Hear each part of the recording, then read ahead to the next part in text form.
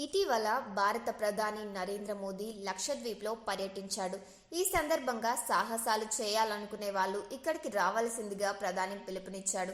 దీంతో is my trip ఆఫర్లు కూడా ప్రకటించింది. భారత్పై అక్కసు వెళ్లగక్కుతూ మాల్దీవుల మంత్రులు అనుచిత వ్యాఖ్యలు చేశారు. ఇవి దేశంలో పెద్ద దుమారాన్ని లేపాయి. ఈ నేపథ్యంలో దేశీయ ప్రయాణ సంస్థ ఈజ్ మై ట్రిప్ ఓ కీలక నిర్ణయం తీసుకుంది.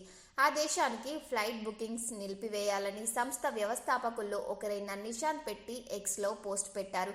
ఈ సంస్థ ఢిల్లీ కేంద్రంగా సేవలు అందిస్తోంది. నిషాంత్ పెట్టి, రికాంత్ పెట్టి, ప్రశాంత్ పెట్టి దీనిని 2008లో స్థాపించారు. ప్రధాని మోదీ గత వారం లక్షద్వీప్లో పర్యటించి సాహసాలు చేయాలనుకునే వాళ్ళు ఇక్కడికి రావాలని పిలుపునిచ్చారు. ఆ వెంటనే ఈజ్ మై ట్రిప్ స్పందించింది. లక్షద్వీప్లోని బీచ్ కూడా మాల్దీవులు, సీషెల్స్లో లాగా బాగుంటాయి. మన ప్రధాని ఇటీవల వెళ్లిన ప్రాంతంలో పర్యటనల నిమిత్తం మా సంస్థ క్రేజీ ఆఫర్లు తీసుకురానుంది అని వెల్లడించింది. చలో లక్షద్వీప్ అంటూ హ్యాష్ట్యాగ్ని జోడించింది.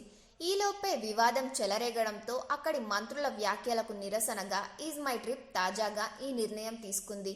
ఈ వివాదంపై మాల్దీవుల మాజీ మంత్రి అహ్మద్ మహూబ్ స్పందించారు. సన్నిహిత పొరుగు దేశంపై చేసిన వ్యాఖ్యలతో నెలకొంటున్న పరిణామాలపై ఆందోళన చెందుతున్నాను. మాల్దీవుల పర్యటనలను భారతీయులు బహిష్కరిస్తే అది మన ఆర్థిక వ్యవస్థపై తీవ్ర ప్రభావాన్ని చూపిస్తుంది.